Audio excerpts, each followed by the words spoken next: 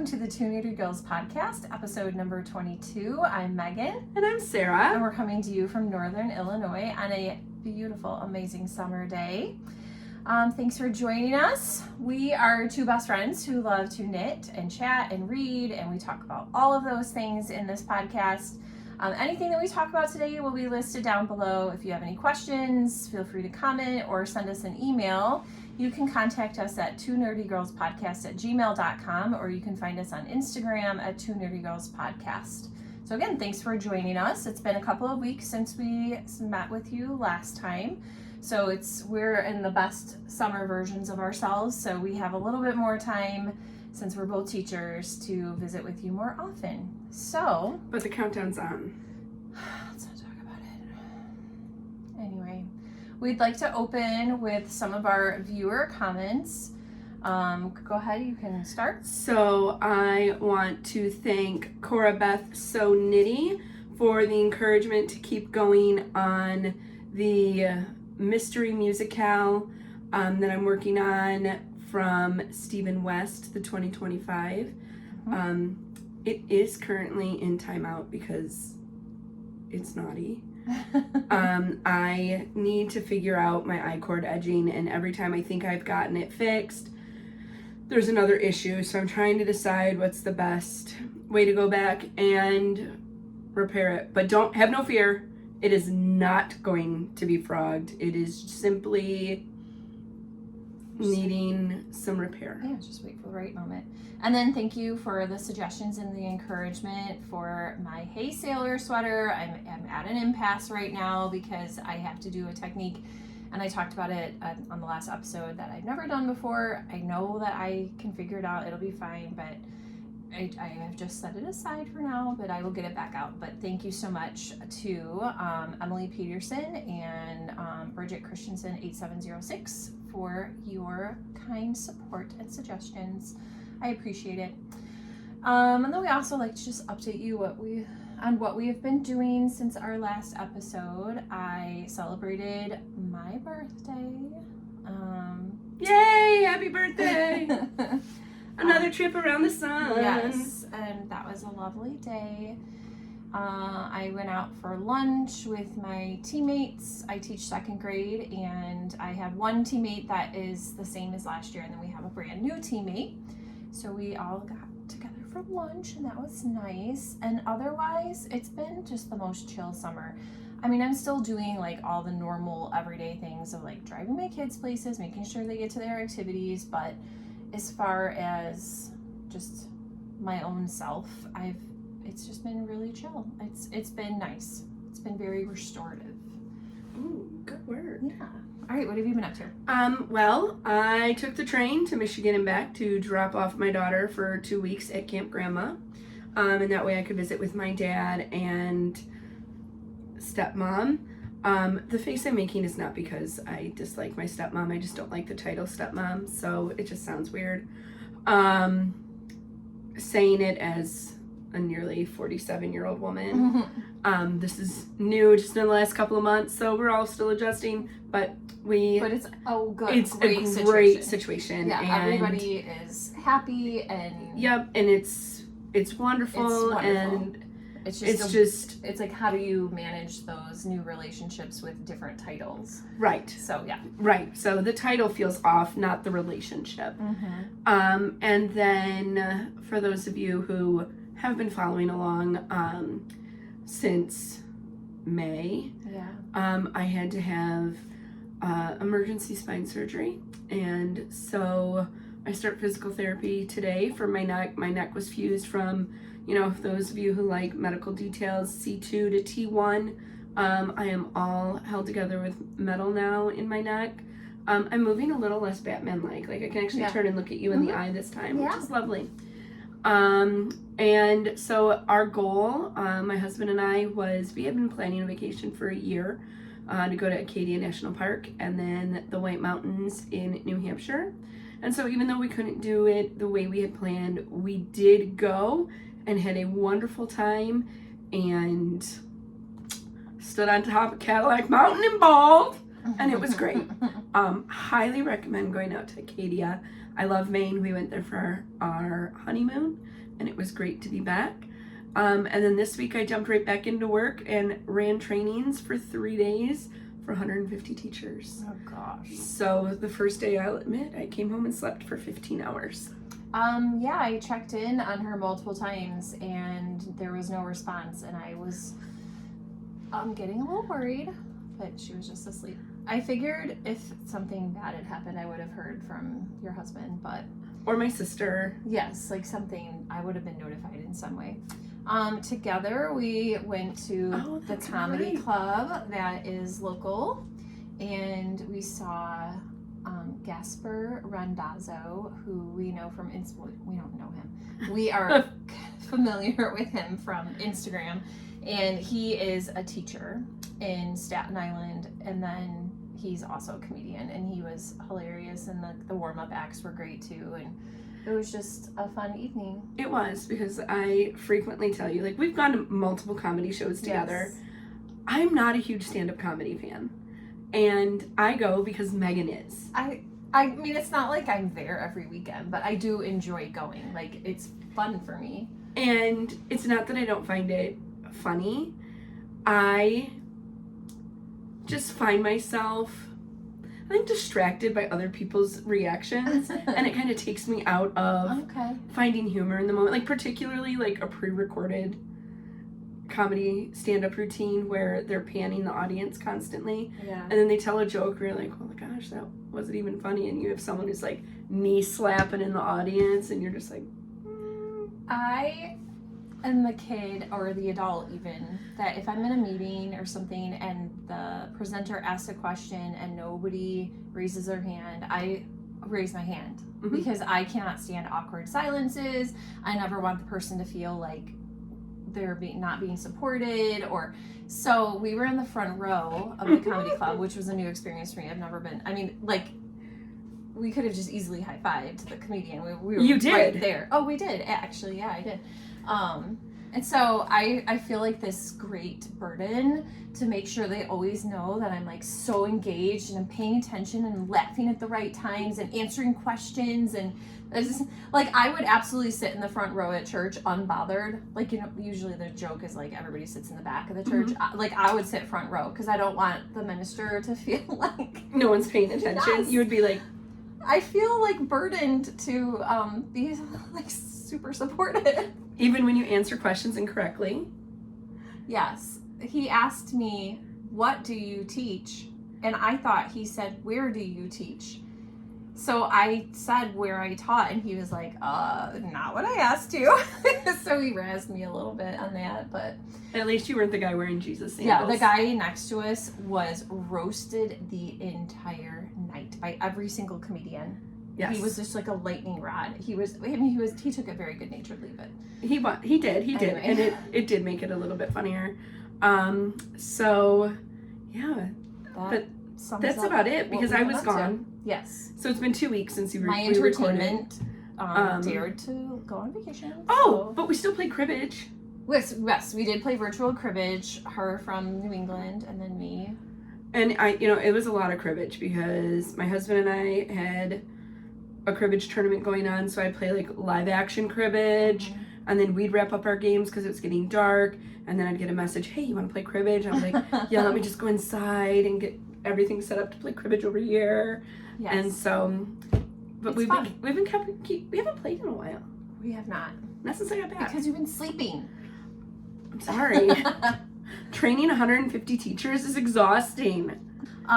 We were wearing something, but it was just bugging me. So we're both at the age where your sensory issues start to change a little bit. Yes. Having anything around the neck, especially for me, like after having to wear that collar. I bet. For so many months. Like, you heard me, like, as soon as I put it on, I was like, Yeah, and it's summer. I'm not used to having stuff around my neck. I don't really love having stuff around my neck. So anyway, I mean, we can show what we brought. Yes. We've shown them before. You've seen them. You've seen them. But it's going to go into like a conversation that I want to have today with all of you. So are we gonna go deep? we are. It's a deep dive into knitting. We both have brought our Odyssey shawls by Hohi Locatelli and knit in pineapple yarn. DK, it's an awesome DK pattern if you've got like 3 beautiful skeins of DK that can work together. Obviously mine are very different from each other, so you can do bold and bright, or you could do something a little bit more monochromatic, since she's got just 3 shades of blue there. And our first color is actually the same. Yes. But you can see how differently, once we hold it up, like I think it plays very differently totally with our colors here. So I just let the blue in this one, this middle one, kind of be the unifier. The blue speckle unified this, and then the gold speckle, not gold, neon yellow speckle unified that. That's Saturn, right? That Yes. colorway is Saturn. So these, the pink and the blue were club colors, and then this she carries on her website, which is called Saturn. And Yours mine is was- facing the right way. Yeah. So this is a club color. This- This was this for the first top one was a Sun Club. Yep. And then the next one is Glow Club. It was our first Glow Club. Yep. And I loved the color and could see all of these in my head. And then this is Poolside. Which she has on her website. Yes, it's actually one of my favorite colorways, and I've only ever ordered the one skein. But it was also our first time doing the Picot edging, Yeah. which was so much fun. Yeah, everything about this was Yes. great. I absolutely would make this pattern again. Yes, as you can see, more than enough DK to match it up. But I, in the last 2 weeks, have really spent some time thinking about how colors and patterns and yarn are all working together. So, Okay. yeah, deep thoughts with the 2 nerdy girls.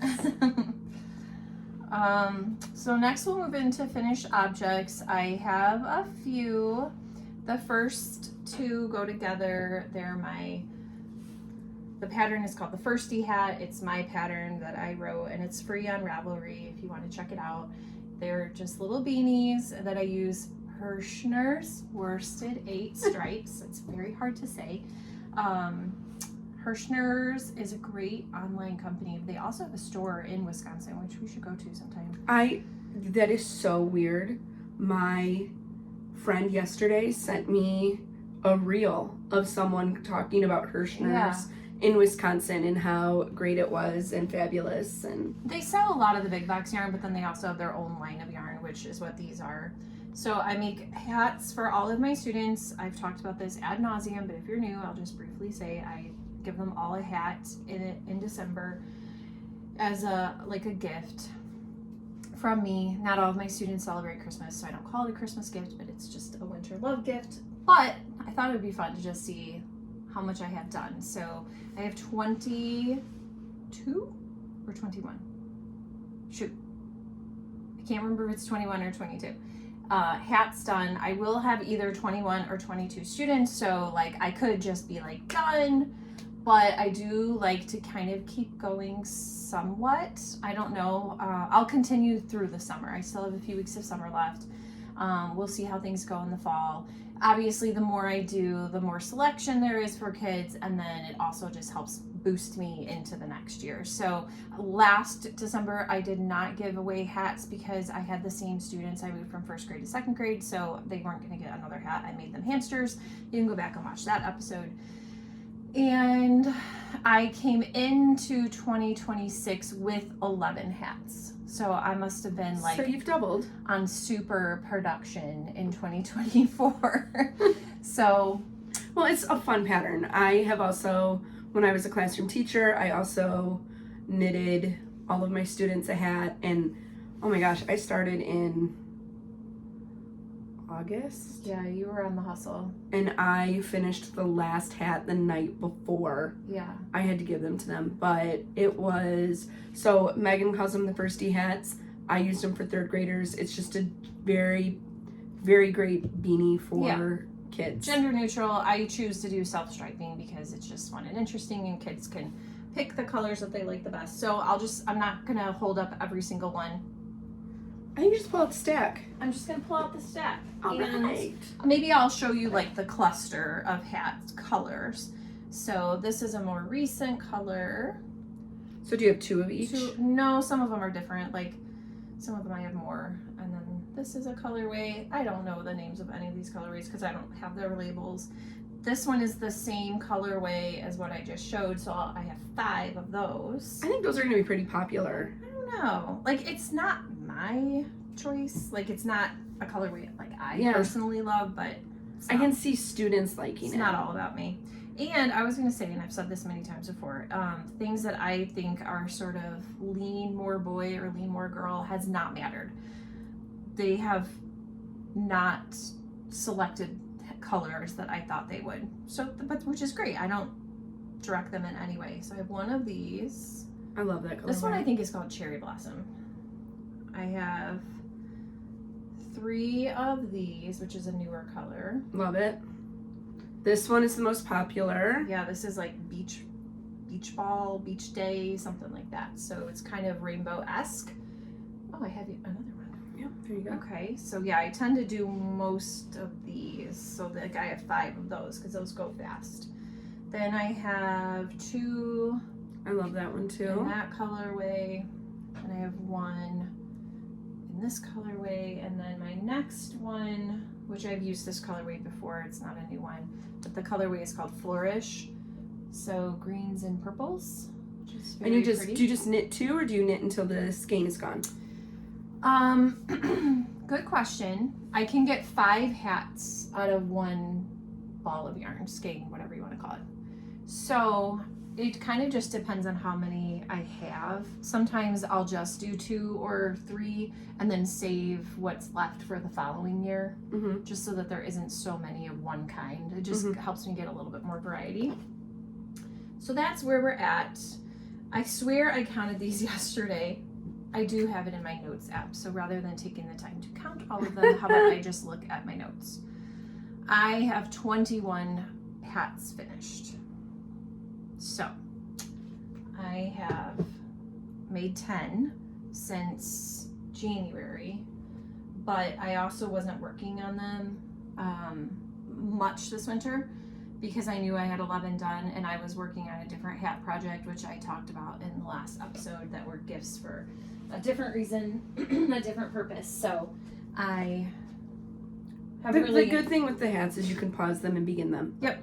And that's the other thing too, is like, I don't want to feel under pressure. When I got this idea to do this, I got it in like September or something. And so I had from September to December to get all of them done. So I just don't want to do that again. Right.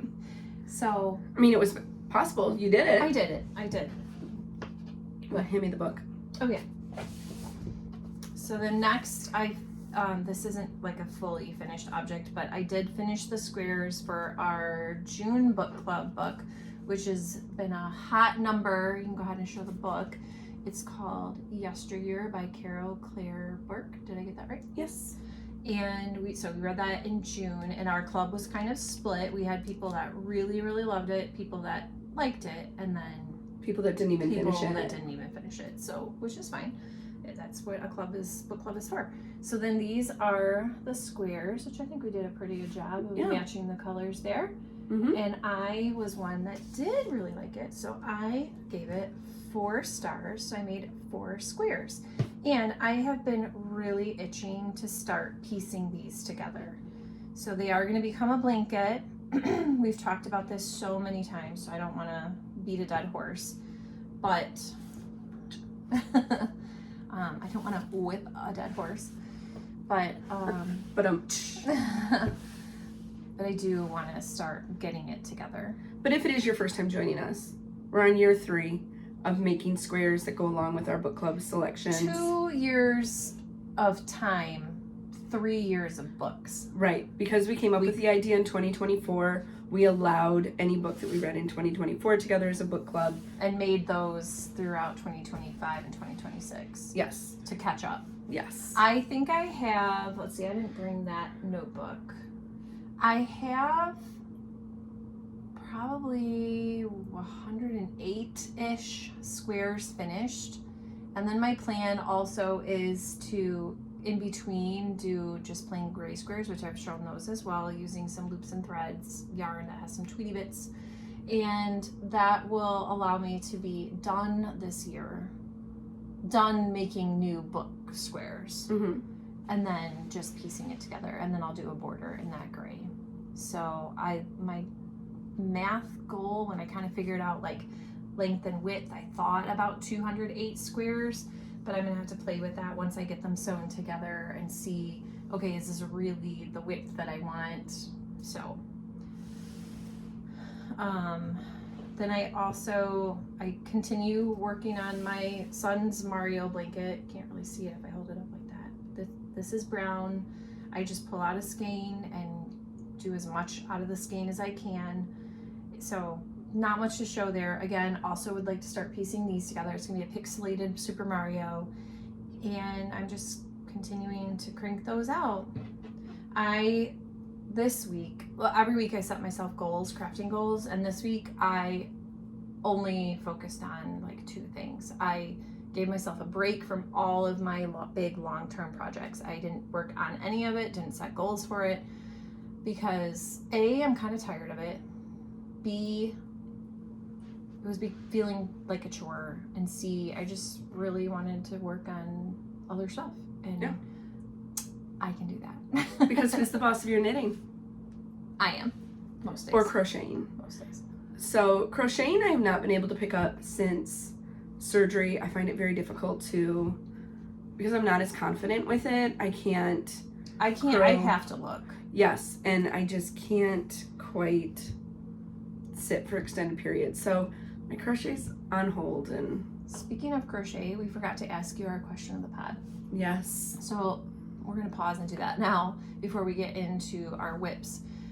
Every episode we like to ask a question for you to answer if you would like to. So assuming, because you're here, we're assuming that you either knit or crochet or do both.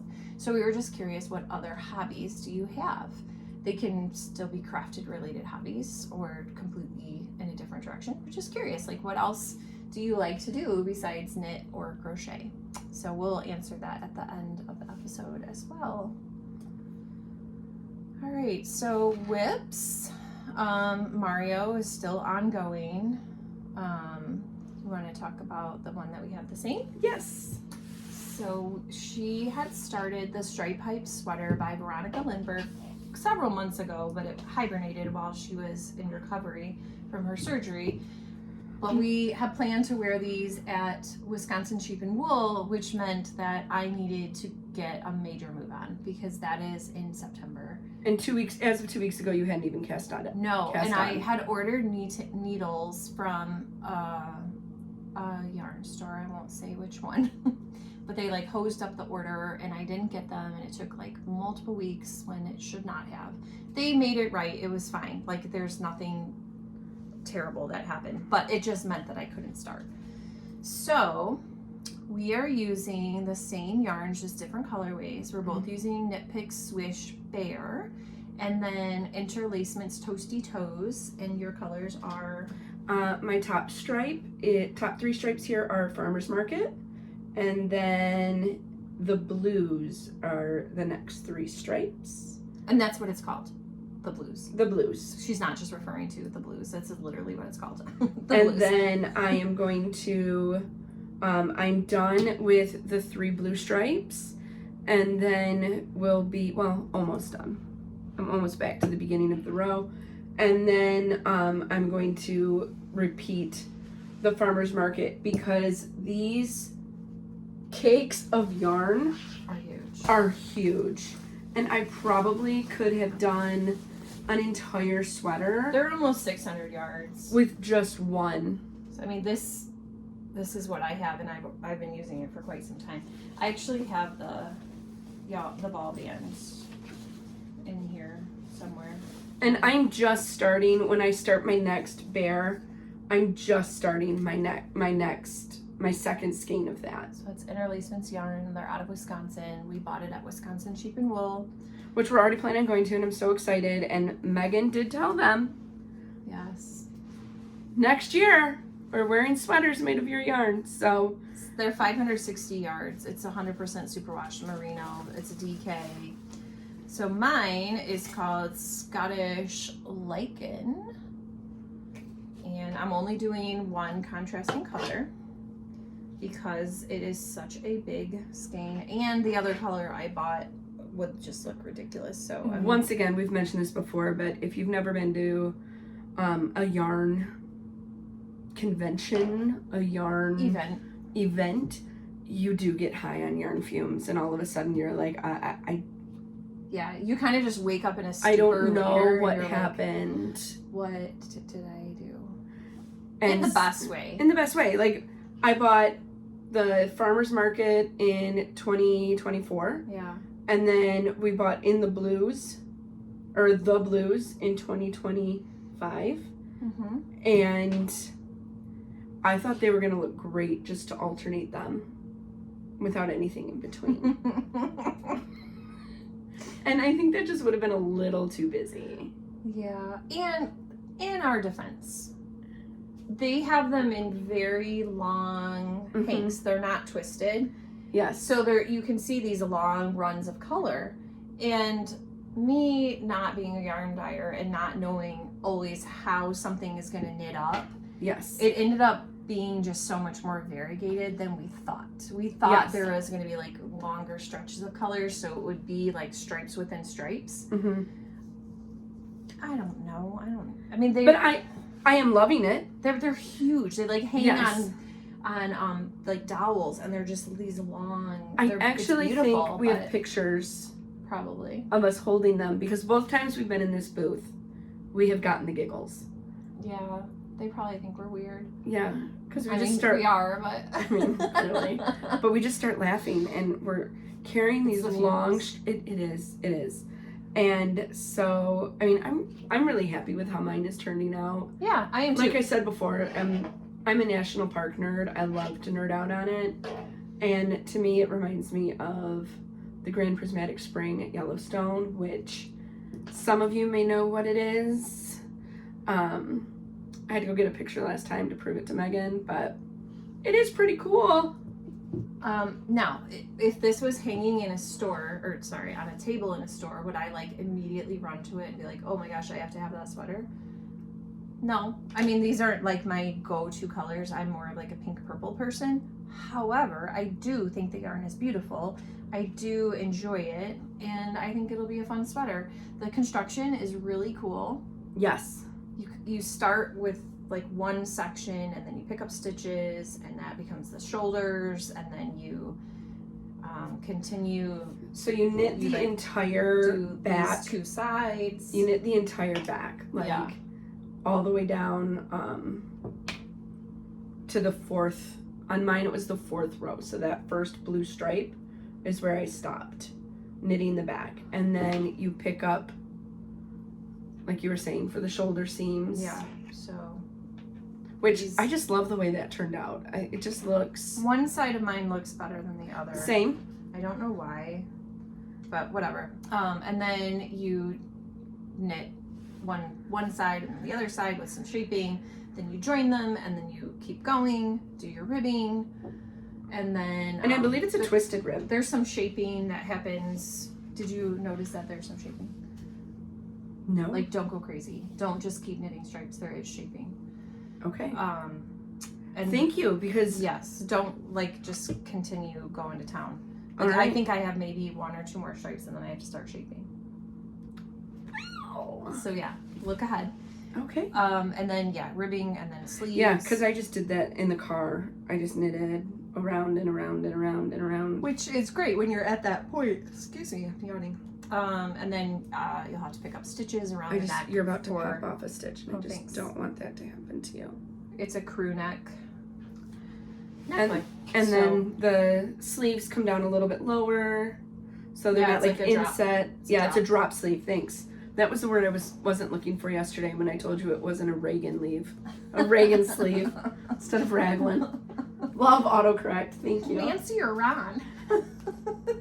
And then I have it in this behemoth bag, which I showed last time. I picked this up at YarnCon. but showed it for the first time last episode. It's adorable with these gnomes and the fun colors. And it was made by Fat Squirrel. She's got a tag here. Yeah, Fat Squirrel. So, it's an awesome sweater-sized bag. You could fit like a toddler in there. And because I don't have a sweater-sized bag, I have this free bag that was given away. They're just occupied. They are. They're occupied. They're occupado. My free swag bag from a technology conference. Pause for refreshment.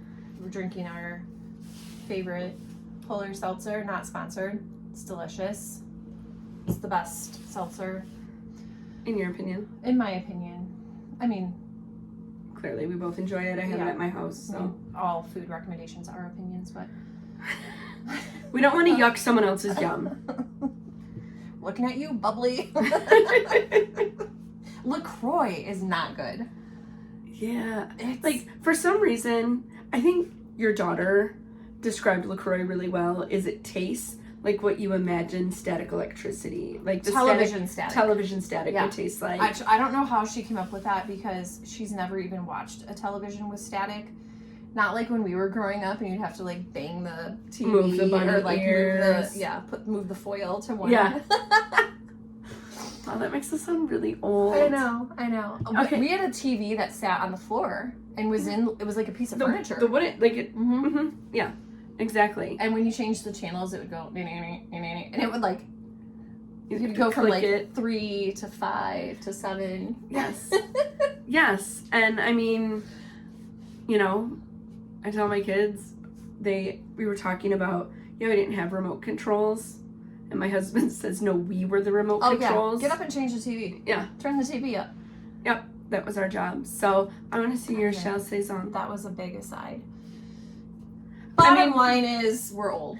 If you've been following us for any length of time, you will know that we live with our asides. We do. We live within them. But any fellow Gen Xers, you get it, you know. Okay, next up is my Shall Saison, which I started it last summer because I was working on it on my way to Pittsburgh. And because I am using yarn that my husband bought for me in Pittsburgh. We visit Pittsburgh very often, so this yarn is from Sewickley Yarns. It is Meadowcroft Dye Works is the dyer, which the word on the street, they told me the last time I was in Sewickley that they weren't dyeing anymore, or they weren't doing wholesale or something, so I'm not sure if you can still get their yarn. So it's Shall Saison uses two colors of yarn that I mean, I've chosen a more subtle contrast, but you do need some contrast so that you can see the striping. It's so pretty. So the colors are Old Lace, which I believe is the pink, and then Wales, Geller, and Llewellyn is the purple.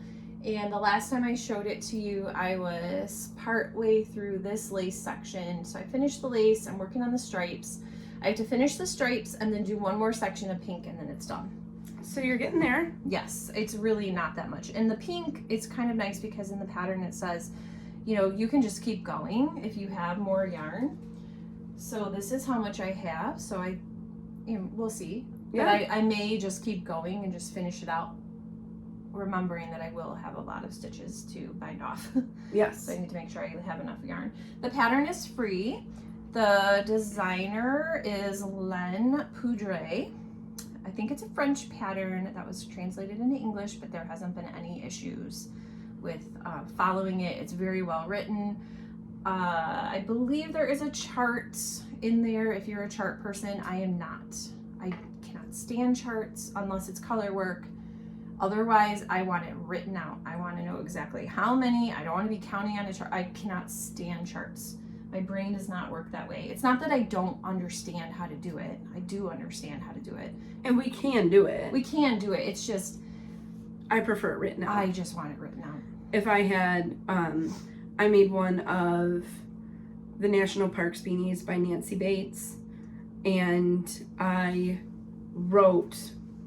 made my own written version of it because it was a cabled pattern with bobbles, and I couldn't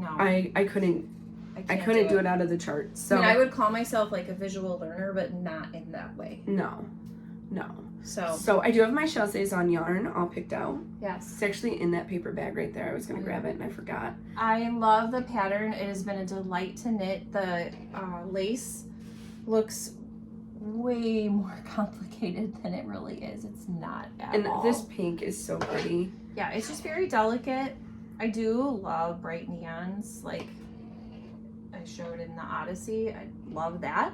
But I also love muted colors too. I mean, you know, you gotta have room for all of it. So I would highly recommend the pattern, and the fact that it's free, what's holding you back? You just need 2 skeins. Yeah. And if you have just 2 that are kind of complementary, however, caveat, I would not pick something highly variegated or heavily speckled, because it's just I just feel like the pattern would get lost. So something more tonal, I think subtle color, like this could work. This is a DK, but this one has some differing colors, but it's not so different. Like, right. Like I would not do something like this. Like that's way too busy. That would not work. So something that is more tonal would be beautiful. So I'm in a cast it on kind of mood lately, so maybe I'll cast mine on. And you know, you start small and it just gets wider and wider. Yeah, so you'll feel like you're accomplishing something quicker. I do, you know, I'm obviously at the long part. Fairly wide at this point. It's, you know, not all the way stretched out. It's pretty bunched up, but it's so pretty. I really enjoy it. It has been a pleasure all the way through.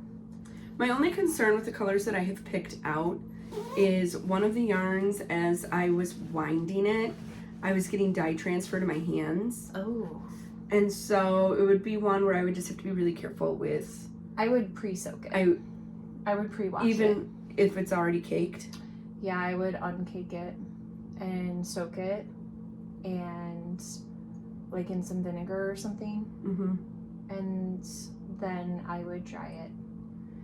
So the reason I would suggest that is because I had purchased a skein of hedgehog fibers from Woolen Company, and I was going to use it with a Mad Tosh, basically a bear yarn, and they said red alert, because I bought the exact colors that the store sample used, because I love a store sample.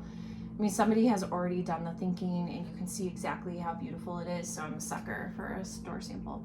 So anyway, when I took it up to the register, they said that it was really problematic for them, and they absolutely, if they could do it over again, they absolutely would have washed the yarn first, because they had a lot of issues with bleeding with that one.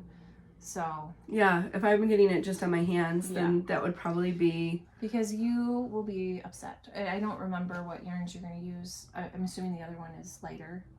Yeah, so one is from, the lighter one is from Stunning String, and then the blue one is the Smurf yarn, and I looked like a Smurf when I was done. Smurf from Lolo? No, Le Mouton Rouge. Yep. Yeah, so Le Mouton Rouge is a store down in Bloomington, Illinois, that had like a little Smurf theme box. Yeah. And it's, again, like we've said, Gen Xers, we're Yes. suckers for a Gen X line. Yes. So, all right. Okay, do you have another? I actually have two, but one is kind of one you've not seen and have no idea that I've started. Oh, fun. Okay, go for it. I want to see it. So our last episode, we talked about, our question of the pod was, what is the prettiest yarn you regret buying? Ooh. And this is so mine. Pretty. Because I had no idea in the cake. what to do with it. It is Pink Palm. It is Noe Mohair Silk from Pineapple Yarn. I love it. And we decided that we were going to challenge each other to come up with at least a plan. Yep. I have my plan. So I had a plan, and then I threw that plan out the window. Okay. And I started a new plan, and I will admit, I thought, and it could still end up looking like I'm living a Lisa Frank fever dream. I'm here for it. But I'm totally down. Like, who wouldn't want to live in a Lisa Frank fever dream? So this is Morning Sunshine in DK is the pattern I'm using, but I have made some alterations by Telly Bean Knits. And I will talk about what I've done. And so this is what made me start thinking about color and the color that we choose and how it plays. So here is, it's going to be a cowl, a bandana style cowl. Which her bandana cowls are great. Are fab. We love them. Stephanie Loppin, Telly Bean Knits. This is my 4th bandana style cowl. So from her.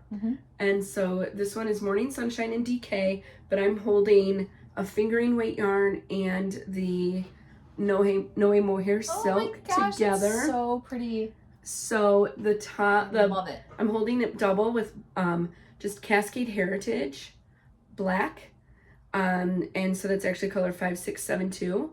Kelborn Woolens Perennial in Neon Coral, which I bought to make the Bright Access tee, also from Telly Bean Knits, to go with. So do you have to go back and get more of that? This.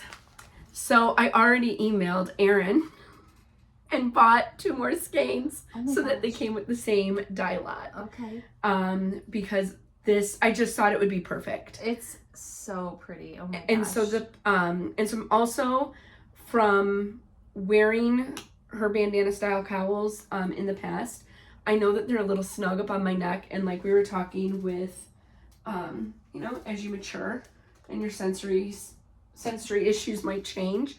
I also went up a needle size, so I'm on size 7 needles, which I think is kind of nice. So it'll be really drapey with that because the yarn content that I am using is also kind of the star of the show, and I don't have my ball bands with me, but there is silk and cashmere and just we showed it on the last episode, nylon and but it is, I love it. the squish factor is real. Yes, this is gorgeous. I am obsessed, which So, I hate that I even just said that. I am obsessed. No, I can't stand that. Like, I should slap myself for even saying that. It's beautiful. It really is. It's so soft. I love the halo that it's getting, and then it is just going to transition. So it has broken rib is the section that I just finished. Love a broken rib. Section 3 is eyelets, which is going to be more like this Lisa Frank Fever Dream pair, which I kind of think more looks like, I don't know, maybe like neon lights reflected on wet pavement. It looks like light bright, because it was a black background with the bright lights. I loved my light bright. So it is I started it 2 nights ago, and you've been keeping a secret. I have. I never said a word. I never said a word because, and that's kind of where I was going with color choice, is I wasn't sure how it would all play together. It plays together and amazingly. It's playing together. I love it. Like they're besties. It almost gives us like a purpley. Yes, like it's not as black. Cute. It's not as stark. No. Like the stripes would be. So I'm just starting section 3, like I said, which is eyelets, and I am loving it because it is. Actually feels kind of luxurious. It does. It looks luxurious. So I am gorgeous. Enjoying that new cast on. So I had cast on another project when I was on my trip out east because I left my knitting in the car at the bus station. So I did not have a project with me, but like the bus to get you to the airport. Yes. She didn't take the bus. We didn't take the bus all the way to Maine. She took the Greyhound. Yeah. I mean, you could. Nothing wrong with that, but we took we have a commuter bus that runs to the airport, and then so we just park in the parking lot for $3 a day for the commuter bus compared to $50 a day at the airport. So, or paying, well over $100 for like a limo. Right. I mean, it was still, or an Uber. I mean, for both Ubers were almost $500 from where we live because it's an hour. It's between an hour and an hour and a That's half. nuts. They better be serving me right, like caviar on golden spoons with some Dom Perignon. Yes, but no, it wasn't quite that fancy. So, and like I said, I am still working on the musicale. MCal, it is just hibernating, and I'm mad at it, and so it can stay in its bag. All right, I have 2 more with not a ton of progress. You're gonna be tired of me even talking about it, so I'm gonna make it brief. I am working on my what do you call this thing? Hue shift. Your final panel. This is the final one out of the 4. It's the final panel. Let's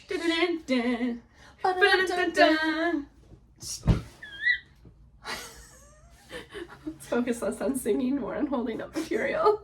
Hey, Butterfingers. I think the last time I showed it, I was maybe here-ish. Yes, because you had to go up these 2. Yeah, so I over. did these 2, and then this one. This one down here was already there because I did like the first L. So I have 3 more. Then I have to sew the 4 panels together and pick up and knit the garter stitch borders. I can't wait. Every time I say this, I just love how graphic it shows up on the screen. Yeah, I am enjoying it, and these were all colors that I chose. I made my own color palette, which was touch and go there for a little while. Again, it comes down to color choice, but we'll see what happens when they're all together. So this panel is like the reverse mirror image of the one that's going to be diagonal from it, and so they have all the same square combinations, just configured slightly differently. And it is every color that is in the blanket is in this panel. So then there's one that like in the would be above this one is all the more lighter colors. So like this section, and then the opposite corner of that is all of the darker colors, and then they all sort of converge in the middle. Yeah, it's the hue shift pattern. I got it from Knit Picks. I use Brava Sport, a size 5 needle. I love a mitered square. It's super easy. If you can knit, you gotta know how to pick up stitches for sure, because you're adding them as you go. And then central double decrease, you're good to go. Like, this is it's not a hard pattern. And you're gonna be so good at squares because you make 100 of them. So, and this is my second blanket of this. I made the original rainbow version, and I would absolutely make another one. Not for a while. It's beautiful. I need to give it a rest. And I have another couple of blanket ideas that I would like to make. And then, speaking of blankets, I love making blankets. I've been working away on my Jelly Roll blanket by Kay Jones of the Bakery Bears. Again, not a huge amount of progress because I have given myself a little bit of a break so I can do other things. But I think I was on the electric. Do we want to flip it? Oh, sorry. It's the ugly side. I was on this one, so then I finished that one, and then I moved on to this colorway, which is Hedgehog Fibers in their sock minis. And then this one is going to be next. I've got it ready to go. This is Pineapple Yarn Little Paper Umbrellas. And I have that one. It absolutely does look like little paper umbrellas. So I'm using all minis and leftovers. It's crochet. I'm using a size F. Is that right? Yeah. The fabric is so dense. It's going to be a G hook. Such a delightfully heavy blanket. And I am not a hook snob. I just use the Susan Bates, or I don't know, just whatever. Just the plain metal. Plain Jane. I don't care. I don't have like the ergonomic fancy ones. So I really need to. Did we show the whole thing? So mine's gonna be a rainbow, as you can see, and it'll repeat, so it'll go all the way to purple and then repeat. So this is a very, very long-term project. When I wanted to clear the whip decks, I didn't mean these big ones, because this would be the only thing I would be working on. Right, forever. So it's just, you know, when I feel like working on it, I pull it out. It's so pretty. I'm very happy with it. And it's your miracle project since you lost it. Yes. And it was found a few episodes ago, maybe back in February, maybe March. I lost it. I lost the whole bag, everything. And then some kind person found it and kept it in the desk of a doctor's office. And Facebook to the rescue. Yeah, found the person through Facebook. She held on to it, saved it for me. Yeah, it was a miracle that it survived. So my next whip is going to kind of bridge us into acquisitions. Okay. So like I mentioned, I left my knitting in the car at the bus station. So I had no knitting with me for the trip. That's horrible. Which is a travesty because I did the same thing on the train. That's right. The last time you went to Michigan. Took the same commuter bus down. You had literally hours. Yes. Squandered. Because the train was delayed. Didn't you read like 4 hours? She's the fastest reader ever. I don't know about that one. The trip there to Michigan on the train, it was terrible. I've never experienced so many delays. We were delayed 4 hours, then they ended up canceling all the trains after Detroit, and my stop was 4 after Detroit. And we had sat in these uncomfortable chairs, and it was my first like excursion out post surgery, like long excursion. You weren't driving yet, or maybe you had just gotten released to drive or something. Yes, and I was worried about driving 6 hours. That's a long drive. And I was like, well, I'd rather sit, but then it turned into like a 12-hour day. And luckily, Dad came to the rescue and picked me up at an earlier train station because I could not handle it. But luckily for me, at our hotel in Burlington, Vermont, 3 minutes down the road in Shelburne, Vermont, there was a yarn store called Must Love Yarn. And they clearly, I think, have a lot of tourists that come in there because they had all of their like made in Vermont yarn was all tagged and marketed. And so this is Into the Woods dye studio, and it's a fingering weight yarn. I'm looking over at Megan's because hers is still. Yes, she gifted me a set with no name. They don't have any colorways mentioned. And I loved this colorway. I thought it looked like the ocean.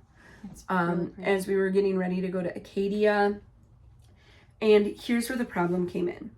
I decided I was going to make a pair of socks because I could get a double pointed needles, get some stitch markers, get a little tiny pair of scissors, and be pretty content. Like I wouldn't need to spend a fortune. Right.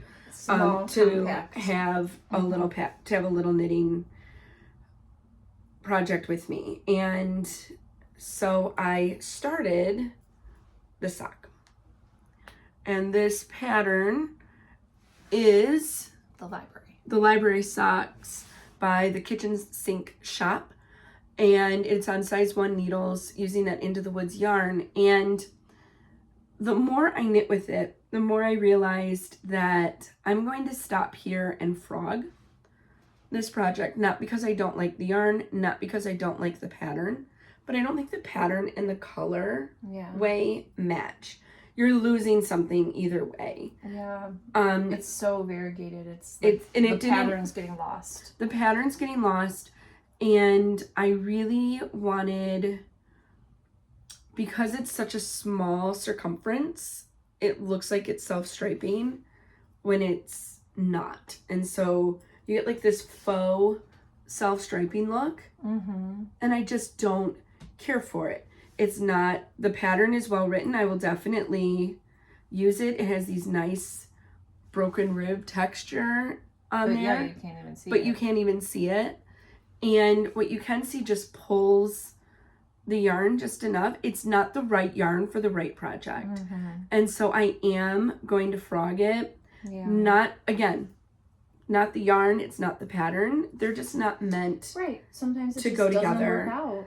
And so I think a self-striping yarn would work really well for this.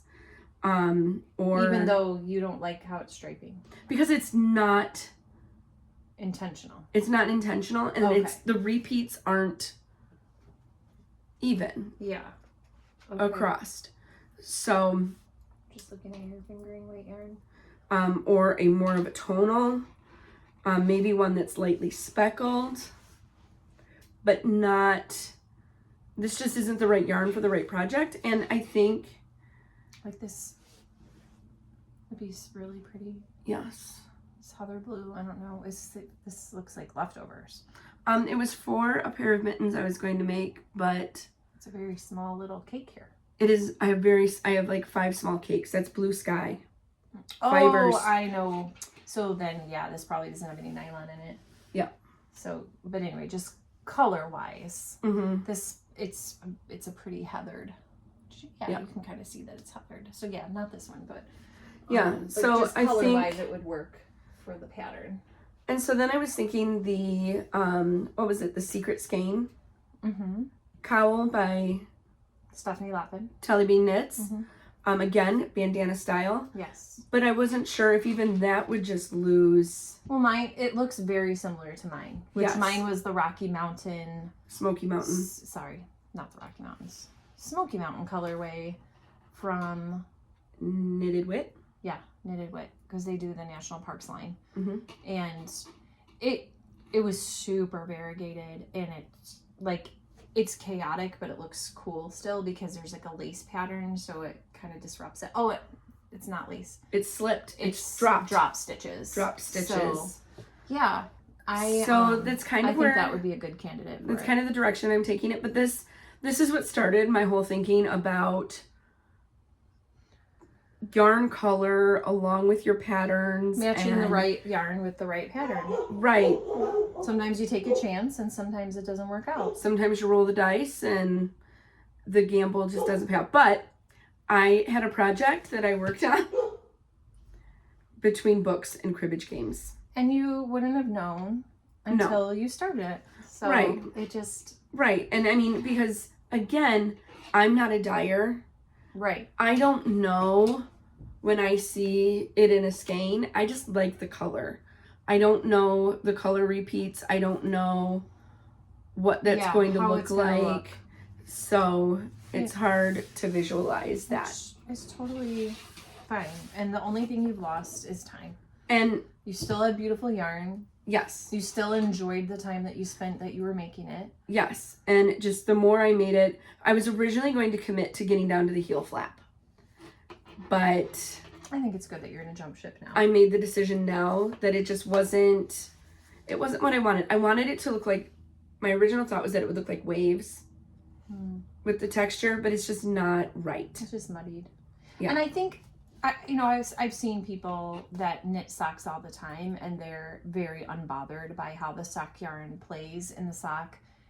And when they hold up the sock, while their work is very beautiful and, meticulous work, my own taste, I don't always like how things pool and flash in a sock. We don't wear socks, so if I'm gonna spend time knitting a sock, like I want it to be right. That reminds me, I forgot that I had another FO.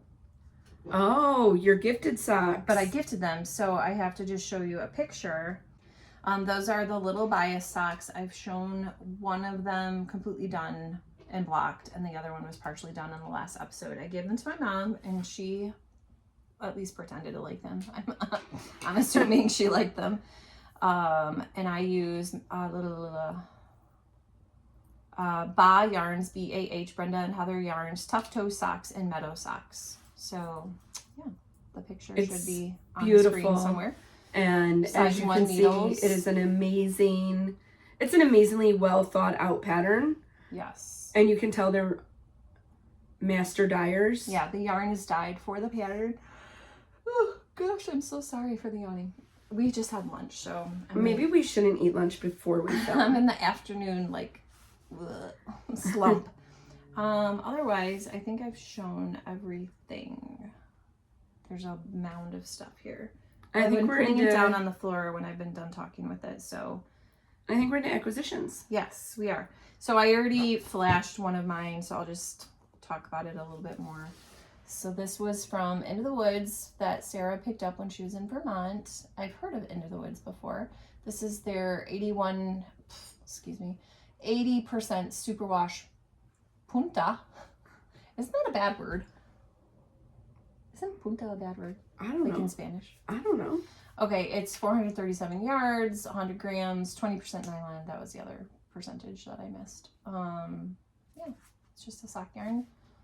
And it's beautiful. I took the entire label apart trying to find a colorway name or number, and there is no identifiable information. It looks like a beautiful sunset. I thought it looked kind of watermelon-y with the little darker speckles down at the bottom. Yes, I could see that as well. You could see that reference. Next. We have a lot of yarn that's the same this month. We do. You want to do this one? pineapple yarn? This is so beautiful. This is Pineapple Yarn's July Sun Club. It's a subscription club, although I don't do the subscription. I just sign up month to month if the mood board strikes you. Yes, if the mood strikes me. And this one obviously is my jam with the pinks and purples. And I just get it every month, and I love this one. And so I'm going to lead also into my plan with my beautiful yarn that I regret buying. And I said last episode that I don't exactly regret buying it. I just have so much of it, and I get like paralyzed of what to do with it because I love it so much and it's beautiful, but then it like makes me sad. So I am going to make another stripe pipe, and I'm going to use my Lolo Did It Hippo Club. So this one is July. Every month she added another color of speckling, so they get heavier and heavier from January all the way to December. So this one I just pulled off the shelf. This is July. I don't know if this is the exact one that I'm going to use. But then, so this is going to be the main color. And then I'm going to use my pineapple yarn as contrasting colors. I think these look so fun together. Mm-hmm. And because it's just stripes, you can go a little bit crazier with speckling and variegation. This one isn't like wild variegation because it's all in the same tonal families. And then I'm going to also look at home. I know that I have something that'll work that will be kind of more in this like teal family. And I'm hoping, I don't know, I have to look a little bit more at yardage to just do 2 colors. If I need to do 3, that's okay. I just don't want to have a lot of leftovers. But because I'm not doing any other contrasting color in the stripe pipe, I'm just using that one big cake that I showed. You know, I don't have to worry about it for this, the one that I've already started, like having enough yarn and of a certain color. So there. Oh, wow. The frogging happened right before your eyes. I was frogging off camera. Woo! All right. I almost flipped out of the chair. That would have been a heck of a show. Don't you know? Oh, for sure. Yeah. Then we also have, oopsie. That looks dangerous. That is dangerous. There's like a frayed electrical cord connected to the computer. I've had it for over a year, and I keep thinking I should get electrical tape and put that over it. And my yarn got caught on it. I was like, jeez. Could have had a fire. You're flipping over in chairs. I'm getting electrocuted. This is the most exciting episode to date. We also got another club, so to speak. This used to be a subscription club. The subscription part went away, but then it's only available to order on the website for a short amount of time, and I had to buy it. I forgot to bring that one thing. Oh. Shoot. Dang it. Bring it next time. I'll bring it next time. So this is her Lolo Did It. Nostalgia Club Strawberry Shortcake. I mean, we love strawberry shortcake. I have this one with me. You have a bigger one with you. Love strawberry shortcake. I have a bag over there covered in strawberries. Yes, love strawberry shortcake, the toy. I like to eat it too, but stop it. I love the toy. I chose Lolo's favorite, which is a fingering weight, and it is a how can it be 100% wool and 10% cashmere and 10% nylon? That doesn't make sense. It can't be 120%. Whatever. It's a cashmerino nylon blend. Is it? It says 100% superwash merino wool. Because those are the same percentages, except mine's 80% superwash I merino think she just wool, made a mistake. 10% cashmere, and 10% nylon. It should be 80. It's an Because 80-10-10 blend.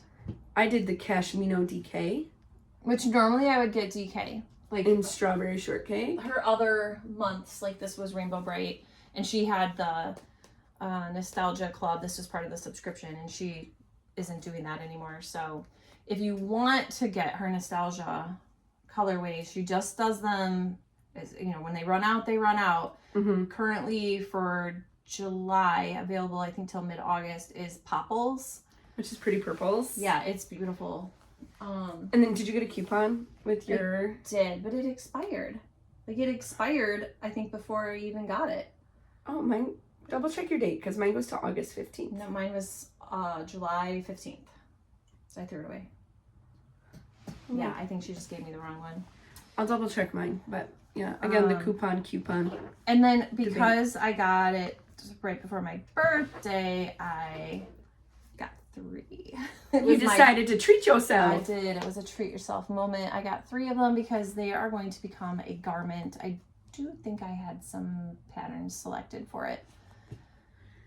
It's so swishy and delightful. And I knew that I could get a garment out of 3 skeins. I would not be able to get a garment out of 3 DK skeins. So Yes. I mean, that's the problem with DK. I get DK just because I figure I can match it up with something somewhere.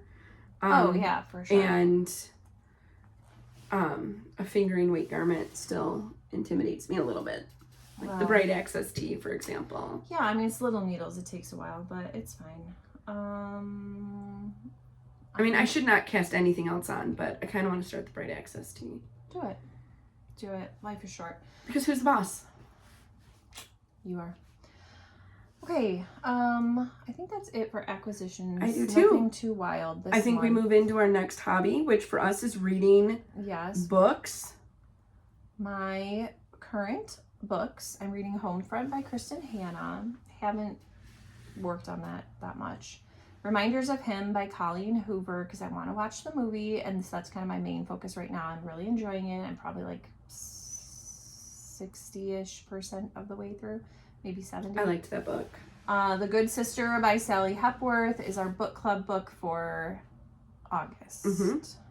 And then I'm listening to The Calamity Club by Catherine Stockett. She also wrote The Help many years ago, so this is her second book. Took her a long time to get her second book out. And I have heard that this is a book, regardless of where you fall on like audiobooks, blah, blah, blah, that this is a phenomenal audiobook. I'm enjoying it. It's absolutely my kind of genre storyline. It's historical fiction. Like, it checks every single box for me. And it's like the drive over here flew by because I live about an hour away, and I obviously was paying attention to my driving, but I just love listening to a really good audiobook. It doesn't feel like a chore, like, oh, I just got to get through this. It's kind of where I'm stuck. I've had The Correspondent by Virginia Evans on my currently reading list for, it feels like months now. It's a little slow. And I'm not really progressing too far on it. But I've heard that's one where if you're struggling to read it, that the audiobook is really good because there's so many narrators that it just makes it, because the entire book, use the right word because I can never remember it. Oh, epistolary? Yep, it's all letters. Well, she's the correspondent. So, and they mean like correspondent, like writing correspondent, not like a news correspondent. Right. Yeah. And I mean, some are emails and some are letters and some are from her daughter and a neighbor, and so I want to... Family members, strangers, people she's actually never even met. And, now that I'll have a little bit of time in the car again, I am hoping to be able to listen to that. Yeah, I would do it. I feel like the sum of the parts make more sense. Yes, like, if you were just to take it chapter by chapter, it would be kind of dry because the story moves so slowly through the correspondence. You really have to kind of keep adding up the little tidbits of information you glean from the letters and other correspondence, and then you put it together into a really beautiful story. I really enjoyed it. It's very heartwarming. Speaking of heartwarming, the other book that's been recommended that I have still not moved past the prologue, so I don't even know if I can consider it as currently reading, is Thief of Golden by Alan Levy. Alan Levi? Levy? Yeah, I don't know if it's Levi. Which that's on my finished list. And what did you think of it? I gave it 5 stars.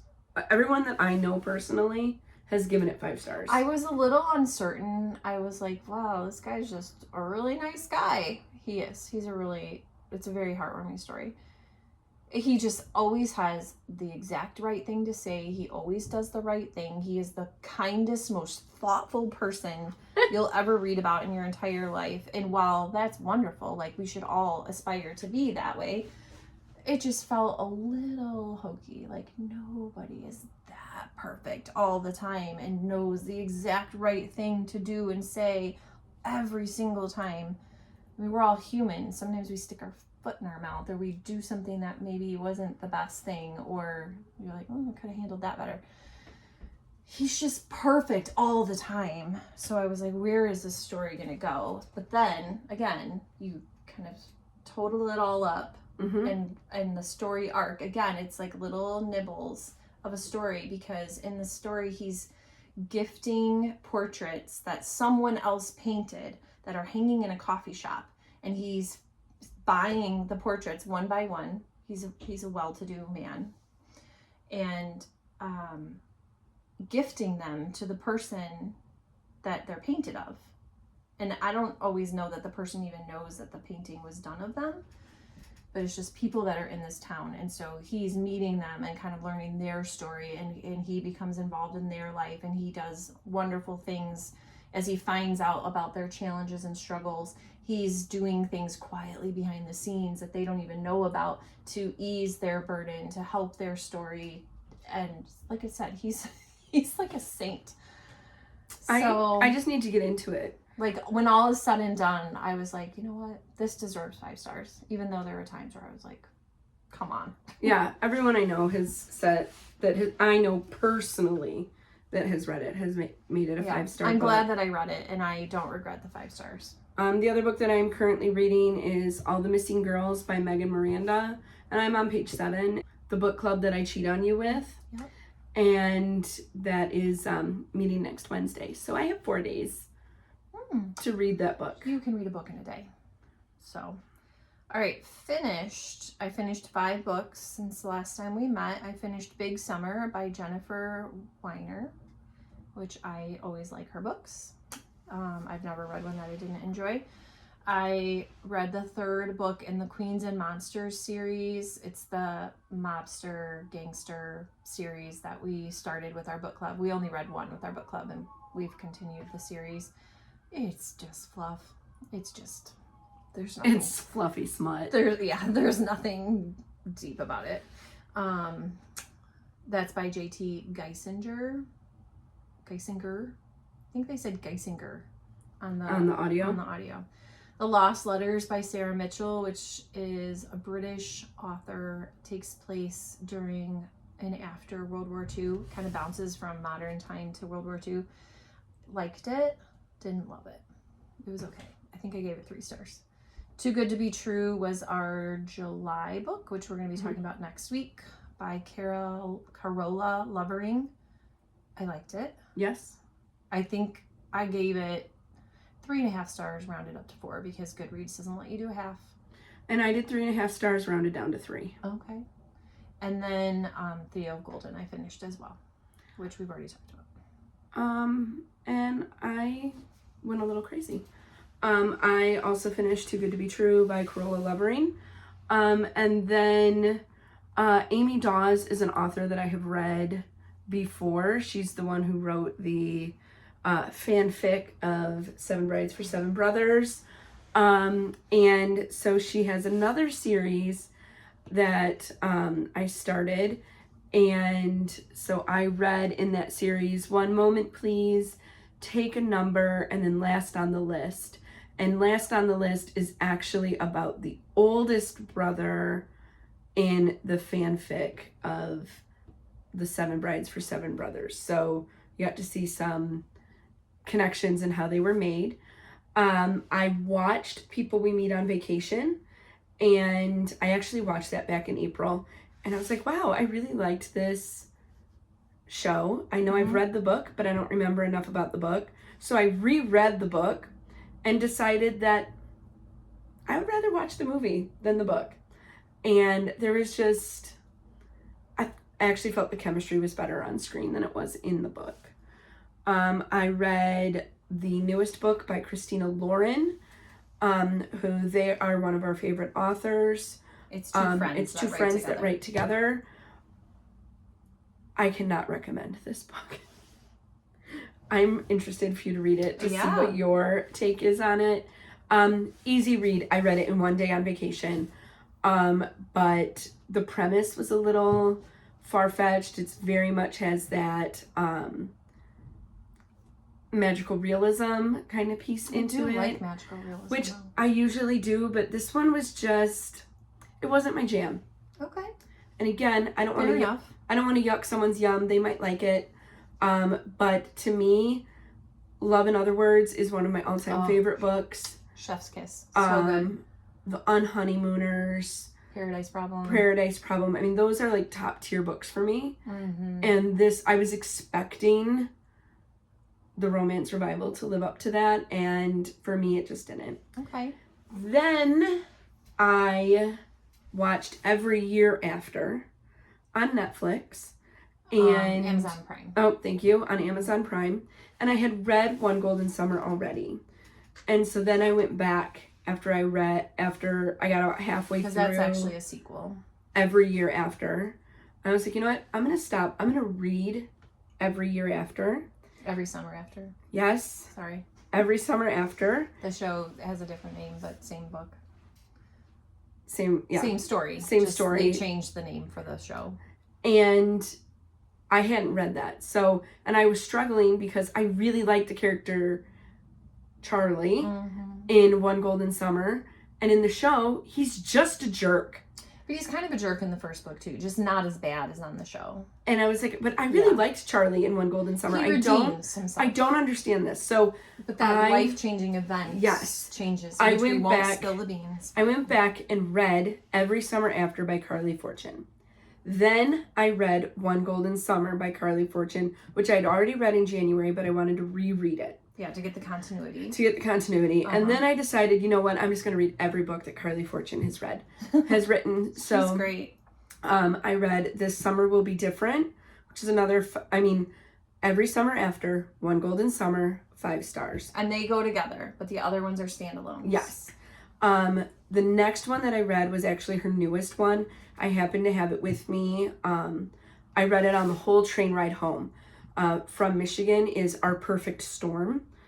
And then I read This Summer Will Be Different. For me, those were all 5 stars. Okay. I hands down would recommend them. And then the other one is Meet Me at the Lake by Carly Fortune. That is a 4-star read for me. Which is still good. A great book. Yeah. But it just... I'll take a 4-star book. It was missing a little bit of what I thought was the magic. And then I read another magical realism book that I think you would actually really, really like. Okay. Let me add it right now. I had a bit of insomnia last night and started reading it last night and finished it this morning. Called The One and Only by Maureen Gu.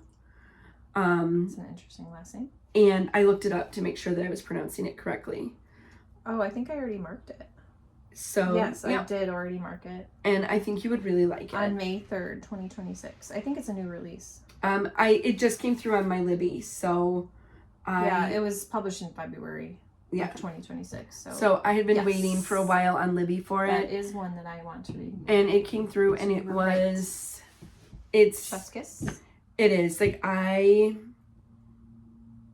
It's in the 4 to 5 star range. Oh, you know what? My Libby only allows me to put 10 holds, and I'm already at 10, so. I have some that I have to go through now that I'm like able to read a little bit, you know, sustain attention a little bit longer off of my prescription medications post-surgery. She's not high anymore. I can actually read again, so I have to unsuspend some holds that have come through. All right, and then one of our other hobbies is watching stuff. Probably me more than her.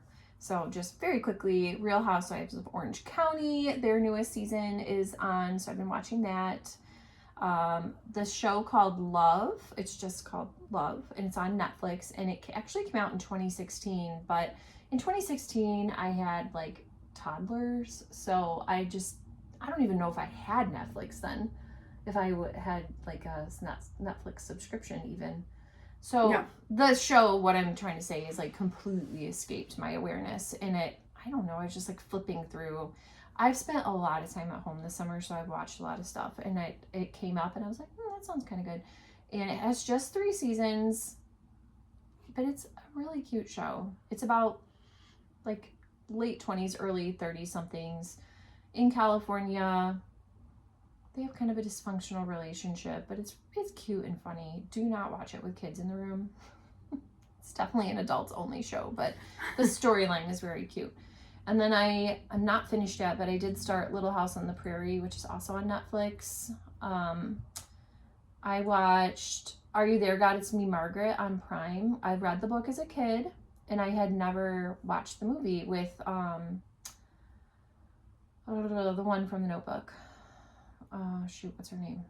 Anyway, the main actress from The Notebook, which then like suggested The Notebook. I was like, I think I will watch The Notebook again. Yes, thank you. I love The Notebook. I read the book years ago, and I love the movie. So I was like, yeah, I'm gonna watch that again. And then I also recently watched Voicemails for Isabel on Netflix, which has been super popular lately, and I liked it. It was very cute. Yeah. Starts off with a little bit of sadness, but it did not make me cry. And I am a crier in movies. Okay, that's good to know. I think I watched The Notebook. Maybe I cried a little bit. Usually I cry a lot during The Notebook. I think I cried when she like flipped out. Like she came back to herself because she has dementia, and then she goes back into her dementia state of mind, and he's just like so upset, and like that part makes me cry. That's such a good movie. That's so good. And such a good book. Ryan Gosling, I don't care. All of the men that have come along since then, I just think he's just the bee's knees. And I love him. He's so cute. He's really good in Project Hail Mary too, by the way. So I watched Every Year After. We've been rewatching Friends, but not in any order. It's just whatever episode happens to pop up. Yeah, like on TBS or whatever. Yeah, channel. Just they play it a lot. We just are watching it. Do you guys get WGN out here? Yes. Okay. We even got WGN in Detroit. Oh, okay. And then that's why my husband is a Cubs fan. Oh. Is because he was a sickly thing, and they would always play WGN. Would always have the owner has a house up by me. And then the original owner. I convinced my husband to start watching ER, like I've mentioned before, because he liked The Pit, and I said, if you liked The Pit, I think you'll like ER. For sure. And he has never seen an episode of ER, so we're working our way still through the first season. And Noah Wiley doesn't age. He looks exactly the same. He aged a little. But like fine wine. Like a fine wine. Like, let's be real. I would not kick his scrubs out of my bed. And so I think that's about it for today. Yes, let's answer our question. Okay. What are your other hobbies besides knitting and crochet? Well, besides one of them is reading. Reading, for sure. I enjoy reading. I like the art of collecting books. reading books, selecting books, listening to books, talking about books, bookstores, book crawls. Oh yeah. Anything book related. Kids yes. books, adult books. Going to the library. Yes. Love it all. Other hobbies. Wow, I sound really lame. Playing cribbage. That'd be a hobby. Baking. I do it. I don't know that it's a hobby. Like, I don't go out of my way to bake. Okay. So you do. I would call it one of my hobbies. That is one of your hobbies. Yeah, I love to bake. Full disclosure, I am a home baker. I do not bake anything fancy. I am a home baker. But everything I've ever made that you've baked has been delicious. So yeah, I make simple stuff that my family enjoys, and I love to, like, everyone at school, seemingly, that's the impression I get anyway, kind of expects me to, like, bring it when we have a potluck. Like, you know, like, I will always contribute to a potluck, a baked item, or so cooking and baking I love to do. So that would be a hobby for me. But again, I'm a home cook, a home baker. I don't do fancy things. When we did our cookie decorating back in December, that was the first time I had ever done, like, piped cookies, and they're very simple. But I was happy with them. I mean, we did a good job for people that had never done it before. And then I proceeded to make many more cookies. Like, previous to that, I would, like, all my stuff tastes good, but I would just do, like, a simple icing with, like, sprinkles. Right. And they looked cute. They still look cute, but they're not something you would buy in a bakery, you know? Right. Like, I don't endeavor to own a bakery, have a bakery. Actually, a dream job for me, a retirement job, would be to be the baker for, like, a coffee shop and, like, make the muffins, or, like, the bars that you cut up and sell, like, the one chunk of the bar. Oh, so cookie and bars. Yeah, coffee and bars. I would like to do that. I think that would be a fun job. And you just have, like, your set recipes. Maybe you change one up every week. And is planning vacations a hobby? Because I really enjoy doing that. Oh, I mean, if people can have it as their job, I think you can have it as a hobby. Yeah, I really enjoy deciding where we're going to go, and then planning activities that we're going to do, and finding fun things to do. Like, I like to plan where we're going to eat. Yes. Because I'm super into I leave all of that restaurants up to Megan whenever we're doing something together. She is our food picker outer. I just think, and it doesn't have to be fancy, but I like to go to places that I can't eat at where I live. So even when we're here, we try to go to small businesses to support them, for one, but then two, just to have a different experience. So love that. Yeah. And I mean, when I was on vacation, I think you got a picture of almost every meal I ate, just so that we could have a conversation about it. Because I asked her, I'm like, I want to see it. I want to know how it tasted. I want to see a picture of the menu. I want to know what you ordered. Sometimes tell me all about it. Had already looked at the menu before we'd gotten to the restaurant. She's like, here's what I think you should order. Here's what I would order if I was there. And that's exactly what I ordered. I think, what other hobbies? I think just, baking, reading would be my other non-fiber. Puzzling. We do love a puzzle. I had not done a single puzzle this summer, though. I haven't either. I mean, I wouldn't be able to. Can I get one done before school starts? Probably. I think because I've been so focused on my crafting goals, I didn't want to take away time from that to do a puzzle. However, I do love puzzles. I put a lot of my weight on the table when I puzzle. I find, like, I lean forward to look at the pieces, and I'm still not in a position that I can do that. Like, right now, I'm sore. Like, I can feel it. And as soon as we're done here, I have to go to physical therapy. Yeah. So we'll see how that goes, since it's my first session. Yeah, we have to wrap it up soon because you have to go, and so do I. Tonight, well, I'll tell you what it was like on our next episode, but I'm going to go kayaking tonight as, like, a fun activity. Like a team building kind of activity type thing, I guess. I can't wait to hear all about it, because I cannot picture you as a kayaker. I have kayaked before. I kayaked on the like brackish waters down in Savannah, like Okay. Tidy Island, Savannah Mhm. area, like those little waterways that go through like Yeah. the grassy areas. Yeah. So it's like not quite the river, but not quite the ocean. It's not like I was on the open ocean. Right. But there were like dolphins because it's brackish. Yes. So I mean, just like in Charleston, you have the Ashley River, which is brackish. yeah. So you have the dolphins. Yeah, it was super cool. So I have kayaked before, and I, like, as a kid in Girl Scouts, we had canoed, and, like, I do have some background knowledge. Yeah. Am I out on the river, like, every week? No. But yeah, I was a camp counselor for a summer, and I kayaked every morning, and I loved it. We don't start till 6 p.m., so I don't have to worry about sunscreen, because I hate wearing sunscreen, and clearly I need to. I think I just need to spritz with like the off. I would use bug spray with DEET on the water. I'm gonna need to do that. I got a new swimsuit. Just in case you fall in. Well, I hope not. But yeah, I mean, I feel like I should be wearing something that can get wet, just in case. Maybe I'll get into like a water fight as part of your team building activities. Oh, splash, splash. No, the person who splashes me.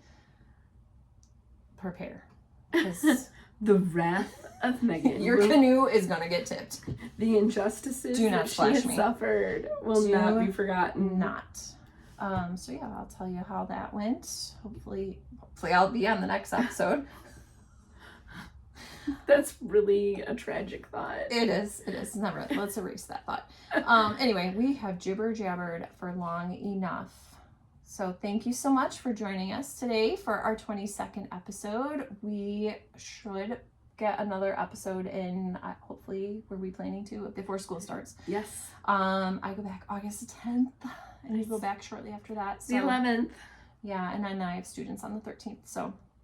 And we have students also on and the 13th. A lot needs to happen before those students come in my room because I moved classrooms and our school's under construction and blah. So anyway, I'm switching jobs, switching schools. Yeah, there's a lot. There's a lot. It's going to be a lot going on in the next 2 weeks. It's still July. Yep. It's still July. We are still loving summer. We're going to come and see you again before school starts. So come back and see us. On Friday, it'll be a Friday at 10 a.m. The video will drop. We're trying to be more consistent so you know when to expect us instead of the schizophrenic schedule that we've had in the past. Don't forget to hit subscribe and like, do all the things. Make sure you leave us a comment, if anything, just to say hello. We like getting to know our nerdy community and who's out there nerding out with us. Let us know what other hobbies you like to do besides crafting, yarn crafting, I should say. And I mean, but maybe you're a weaver or... Yeah, I would love to hear, like, if you're a spinner. It doesn't have to be non-yarn. Yeah. It's just that yarn, knitting and crochet are the only ones we do, but... What is that? Needle felting. Needle felting. I mean, cross stitcher. What do you like to do? Embroidery. Yes. So anyway, until next time, stay nerdy.